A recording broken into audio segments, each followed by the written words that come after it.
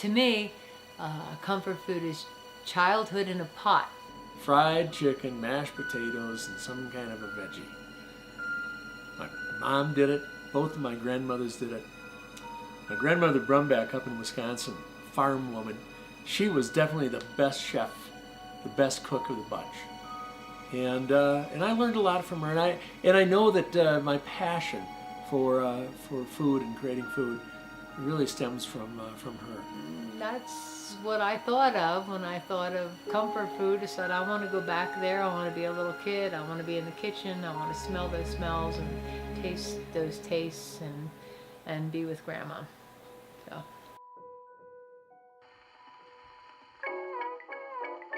You know, I started looking around. I did some research on, what are comfort foods, And here in the States, we have macaroni and cheese. We have chicken noodle soup is a comfort food. It's stuff that we all grew up with. The first two things that came to my mind were pasta fagioli and halupki. Fried chicken, mashed potatoes. I haven't fried a chicken. I don't know how long. Everybody knows pasta fagioli because of that song. Pasta fagioli, that's the stuff you want to eat. Pasta fagioli, that's the juice that can't be beat. I like it. It's quick. When I want comfort food, when I need comfort, I need it right away. I have this bad habit, of kind of thinking out of the box. So thus, I made this weird Parmesan chicken, which is amazingly simple, amazingly strange, and amazingly good. It's a mixture of Parmesan cheese and mayonnaise coated on chicken breast, which I marinate, and then topped with breadcrumbs and baked off, and doggone it, it's got a tremendous amount of flavor. My Napolitan grandmother, she would make halupki, which is this stuffed cabbage. It was just wonderful. A number of cultures have a variation of this, including the Greeks with the stuffed grape leaves, where you just take the cabbage and we're rolling each one of those leaves up, really easy, fast, under an hour to make. Lasagna is a comfort food for Italy. And so I have this caramelized onion and mushroom and pancetta lasagna that I love. And it's with a bechamel sauce and a bunch of cheese. And so I made that as a comfort food. All right. So what's going on here? I'm going to need to cut these onions up, clean them and cut them up for the caramelized onion, mushroom, and pancetta lasagna, which will be made. I want these to cook really nice and slow. So cut them up. I'm gonna melt some butter, add a little olive oil, and cook it nice and slow. The slow cooking is going to bring out the natural sugars in the onion, and it's really kind of a fun flavor. When the onions are about caramelized, I'm going to add the mushrooms. I'm using baby portobellos, and I'm also using white mushrooms. These mushrooms, they absolutely absorb liquids, so they get real dry real fast if you're not careful. And we'll cook those down, we'll flavor them. Herbs de Provence, I like grinding it because it intensifies, I think, the flavor. What's in the herbs de Provence? It's sage, rosemary, marjoram, thyme, and lavender. And then, as everything gets done, you're not going to believe what I'm going to do. I'm going to add white wine to deglaze the pan. Ha! What a surprise! And then, to that mix, I'll then add diced pancetta. Okay, so first of all, why are there two hams in my kitchen? So, do you know what pancetta is? It's Italian bacon. It's bacon smoked, so pancetta is not smoked. It's cured. Okay. There's also, in Italy, we would use guanciale. The cheek meat? The cheek, right. Right, and this is pancetta. It's a little belly. Or a big belly like pancetta. That one. And that's my mixture for the lasagna. It takes a while to cook if you want to do it properly. If you want to hurry up, you can still do it that way too. So, but this is going to be good. This is one of my favorite dishes. Well, I'm making halupki, and that is a Hungarian dish. It is filled cabbage. So what I'm going to do here is I'm going to fill this pot with water and I'm going to put a head of cabbage in it. I'm going to blanch it so that I can get the leaves off, because what we're going to do is we're going to roll a filling of rice and meat inside the cabbage leaf and cook it in some tomato, and it's going to be really yummy. So we've got that core out of there. It's hot. Okay, and now we're going to just peel. See how these peel off now? So many cultures practically survive on cabbage. It's so nutritious. And then when we put the filling in it, which is rice, you have your starch, and then you have just a little bit of meat in there, and you've got a one dish meal that's complete, all the food groups.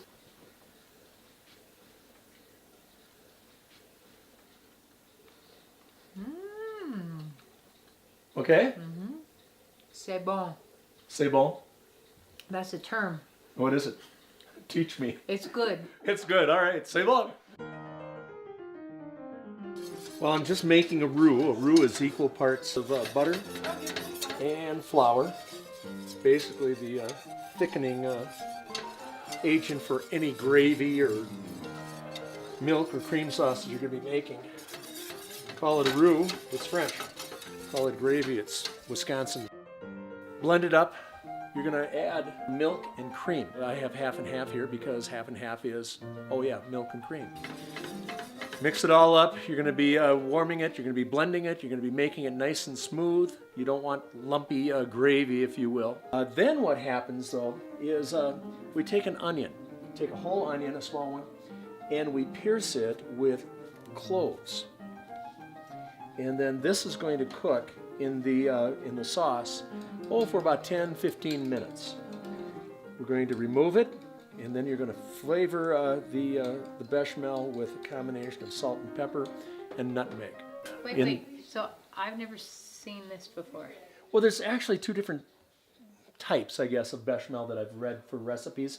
The reason I like this is because it's got a strong presence of nutmeg. Right, This nutmeg particular- is what I thought you right. put in But- bechamel, right? What goes along with nutmeg so well in baking and cooking? Cloves. It's Very beautiful. And then cream sauces. I don't know if you knew this, but cream sauces in particular, like what I'm doing today, I'm going to be letting it sit for a little bit out of necessity because I have to build a lasagna. You float some butter, my favorite ingredient, you float some butter across the top, and it helps to keep it from getting all blocky, adhering. Wow, okay. We're making halupki, Hungarian filled cabbage. We're gonna mix onion. Ooh, that makes my eyes water. With sausage, ground beef, and this is a pound of meat, so I'm gonna put in close to 3 cups of rice. 1, 2, 3. Okay, we're gonna moisten it with a little bit of ketchup, or if you want to be a snob about it, then we'll go ahead and we'll make our own ketchup with tomato sauce and a little salt, sugar, and vinegar. But when I'm looking for comfort food, I'm looking for going back to Grandma's kitchen, and so she used ketchup, I'm going to use ketchup. Okay, good. All we do next is stuff our leaves, and we're ready to go. Here, one there, one there. Oh, okay. So you don't pre-cook this. No! Okay. It all cooks together. And there. And go like that, and like that, and like that. And we're gonna roll that up, and that's what we have, our halupki. So I'm gonna arrange them in the pot like this, nice and tight together, so they don't open up. I'm gonna put a can of tomato sauce and enough water to kind of cover. It's probably gonna be a little bit more water than tomato sauce, and I'm gonna put that on the stove top. I'm gonna simmer that, and all that rice is gonna absorb the liquid. We're gonna leave it alone for half an hour to an hour. That looks good. Okay, so what I did here in this hotel pan, first of all, I put down a layer of the bechamel that I made. Gives it a little bit of moisture underneath these lasagna noodles. And by the way, these lasagna noodles, I've fallen in love with these things. They're direct-to-oven lasagna noodles. It makes the job, boom, so much faster. It sucks up all the moisture, the pasta does, sucks up all the moisture from the ingredients that you're adding, and that's what cooks them, and it cooks in the oven. Now on top of the lasagna noodles, I'm going to add our caramelized onion, mushroom, and pancetta mixture. Spread it on there fairly evenly. Tom. It doesn't have to be a tremendous amount because this is big food. We're going to add a layer of mozzarella. This is truly health food. And then I'm going to put in some pecorino. You have a whole different take on it. This is very, very creative and Out of the box? out of the box. Because, yes, I make lasagna that's not like this. Well, you know. But I bet this is going to be really good. Well, I can tell you in advance. It is. So I have 3 layers of pasta here. Each layer is really the same in that we've got the sauce, we've got the cheese, we've got the onion mix. Topped it off with an uncovered layer of the onion, mushroom, and pancetta mix. And of course, I've got pecorino, and I also have Parmesan Romano on top. Now what I'm going to do is I'm going to cover it with foil. We are heating the oven right now to 350. This thing is going to bake for 30 minutes, at which point I'll take off the top. And we'll cook it another 15 minutes or thereabouts until it starts to brown. We'll let it sit for a couple minutes to firm up a little bit, and then it's ready to be cut and served. It's going to be good. Good to go. Pasta fagioli, pasta when say from the song when the stars make you drool, just like pasta fagioli, that's amore. Okay, this is the pasta fagioli, okay? It's actually pasta fagioli, pasta and beans. And so I'm gonna chop some onions, some celery, saute that in olive oil. This is the best smell in the world. I'm going to put in some tomato, crushed San Marzano tomatoes. You could use tomato paste, you could use tomato sauce, you can use fresh tomatoes, anything that you have you can put in here. There's not a rule about that. And a little basil, a little water, 1, I got 2 beans, cannellini beans. You can get them dried if you can find them. They're really hard to find dried. So I tried some other beans, not as creamy. Then try one of these. And it's not because they're canned, it's just because the bean is creamier. Yeah, they are. Yeah. You want the beans to kind of thicken. Like you're going to mash a couple of them, they're going to make it a really thick soup. Right. They're not as creamy as cannellini beans, so I use canned cannellini beans. And you just cook that up, and you cook some ditalini. I'll show you the pasta that we use. Ditalini. Okay? And we want pasta from Italy because the flour is different and it's just different and it's better. My family back in the day, they didn't have much, so they wanted every bit of nutrition and stick to the ribs, so they put the pasta right in here with it and cook the pasta in there. I don't need that starch, so I cook the pasta separately and then I add the cooked pasta to the soup at the last minute. Al dente, firm to the tooth. This is ready in about 20 minutes, half an hour. So when you want comfort food fast, this is what you want. This has to be an awful lot like minestrone. Well, minestrone has like chard or yeah, cabbage squash or whatever you put in, yes. Okay. Minestra is actually Italian for soup. A minestrone is a big soup. This only tastes like itself. Minestrone tastes different. It's not like minestrone tastes like this with some vegetables added. It's Interesting. doing Italian cooking. A lot of people always talk about Parmesan cheese. Parmesan is a cow's milk cheese. I use Pecorino Romano for a lot of this. I prefer that. Pecorino is a sheep milk, pecora, sheep. Oh, geez, that's a lot of information. Cheese! So please take my advice.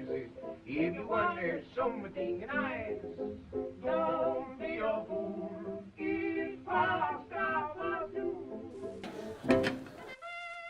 What I'm doing right here, I'm mixing this up. It's simply mayonnaise and Parmesan cheese. And the deal is this, that chicken breast that I marinated earlier today in some balsamic and olive oil, some herb and salt and pepper. I'm going to take the breast, I'm going to coat it with this mixture right here. It's then going to be covered with Italian breadcrumbs. baked off for, 20, 25 minutes. It is just delicious. You don't have to marinate it. If you want, you can make this thing after work. You can make this thing in, probably 45 minutes, and you got a delicious dinner. It's pretty terrific. The chicken breast turns out to be so moist, it's unreal. This is gonna make me cry. I haven't made this for a long time, and this is, my grandmother's alive. She's alive, she's standing here with me. Probably saying, you did that wrong. But maybe not. Okay, now I'm just gonna pour this over. All right, let's take it out. So, Tom, Yeah. here's what occurs to me about our comfort food differences. Yeah. If I needed comfort food because I couldn't fit into my jeans, You wouldn't be having what I'm making. I think that would make it worse. Well, it's just an image. To me, he's always been warm and fat. That's comfort food. Some crispy edges on the lasagna. That's what I'm cutting away.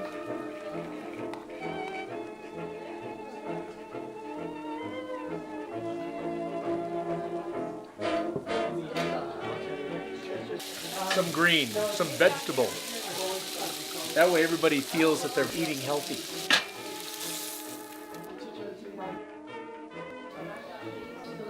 It's a Parmesan chicken.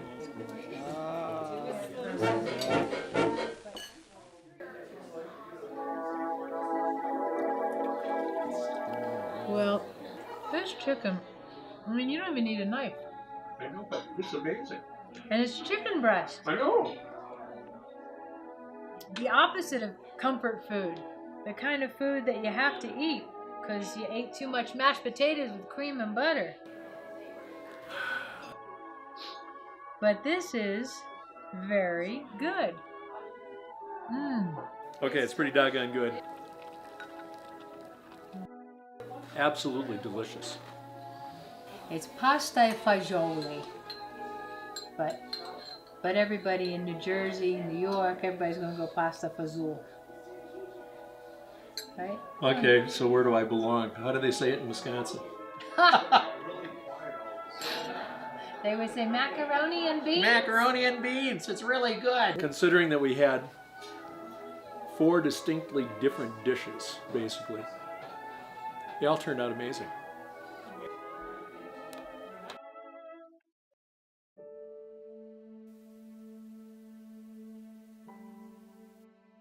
As a kid, I probably didn't appreciate it as much as I should have. But comfort food to me was, it was on the farm. Grandpa had cows. That's where we got the ground beef. That's where we got the roast beef. That's where we got the steaks. We had this huge garden. That's where we got all of our vegetables. Grandma, she canned everything all summer long, boom, so they had stuff all here. 2 miles down the road was the dairy. That's where we got the butter. That's where we got the cheese. That's why I love the cheese. To me, that's what my comfort food is. It's that stuff from when we were little, and when we were little, it wasn't eaten high on the hog. There's the smell and that taste. That's just that comfort of being a little kid. As always, fun.